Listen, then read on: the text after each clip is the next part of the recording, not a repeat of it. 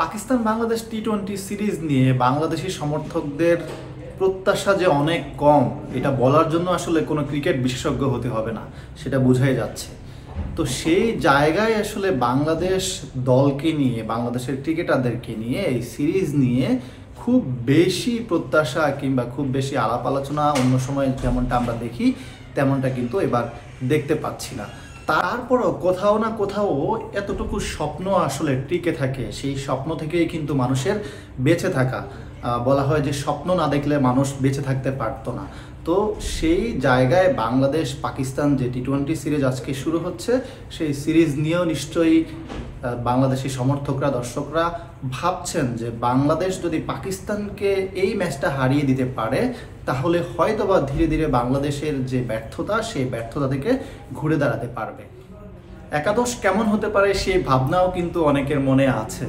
যারা এই ব্যাপারটা নিয়ে আগ্রহী তাদের উদ্দেশ্যে বলতে চাই, লাহোরের গাদ্দাফি স্টেডিয়ামে আপনারা পিএসএল ফাইনাল দেখেছেন, পিএসএল এর প্লে অফের ম্যাচগুলো দেখেছেন, কেমন রান হয়েছে, বোলাররা কেমন করছে, ব্যাটাররা কেমন করছে সেটা আপনাদের অনেকের জানা। বাংলাদেশের ওপেনিংয়ে তানজিদ হাসান তামিম এবং পারভেজ ইমন যে খেলবেন সেটা নিয়ে খুব একটা সংশয় নেই। তারপর আসেন নাম্বার 3। নাম্বার 3তে হয়তো বা আমরা লিটন দাসকে দেখতে পাবো।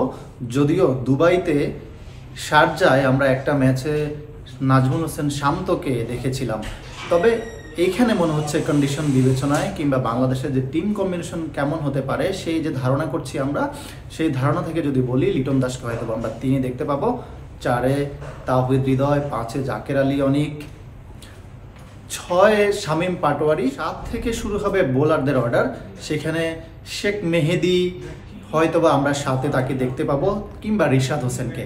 এই দুজনকে 7 এবং 8-এ আমরা দেখতে পাবো। রিশাদ এবং শেখ মেহেদি দুজন ব্যাটিংটাও খুব ভালো করেন, যার কারণে তারা স্পিনার হিসাবে এবং সাথে যেহেতু ব্যাটিংটা মোটামুটি ভালো করেন সেই হিসাবে তারা একাদশে যে থাকবেন সেটা অনেকটাই চূড়ান্ত। নিশ্চিন্তে খান স্বাস্থ্যকর অল টাইম পান, all time healthy life. 3 pacer যে খেলবেন লাহোরের এই পিচে, যে পেস বান্ধব উইকেট, সেখানে যে 3 পেসার খেলবেন সেটা নিয়ে খুব একটা আসলে সংশয়ের কারণ নেই।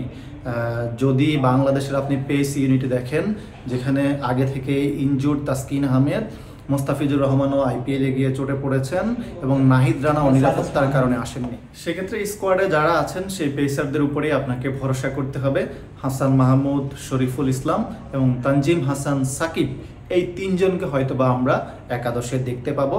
আরেকজন পেসার খালেদ আহমেদ, তিনি দলের সঙ্গে যুক্ত হয়েছেন, মোস্তাফিজ ইনজুর্ড হয়েছেন, সেই কারণে খালেদকে হয়তোবা আমরা আজকে একাদশে দেখতে পাবো না। তো এবার আপনার মনে প্রশ্ন জাগতে পারে, তাহলে স্কোয়াডে আছেন নাজমুল হোসেন শান্ত এবং মেহেদী হাসান মিরাজ, তাদের কি হবে? নাজমুল হোসেন শান্ত হয়তোবা আমরা তাকে 11-এ দেখবো না, তেমনটাই আসলে হওয়ার কথা সব কিছু বিবেচনায়।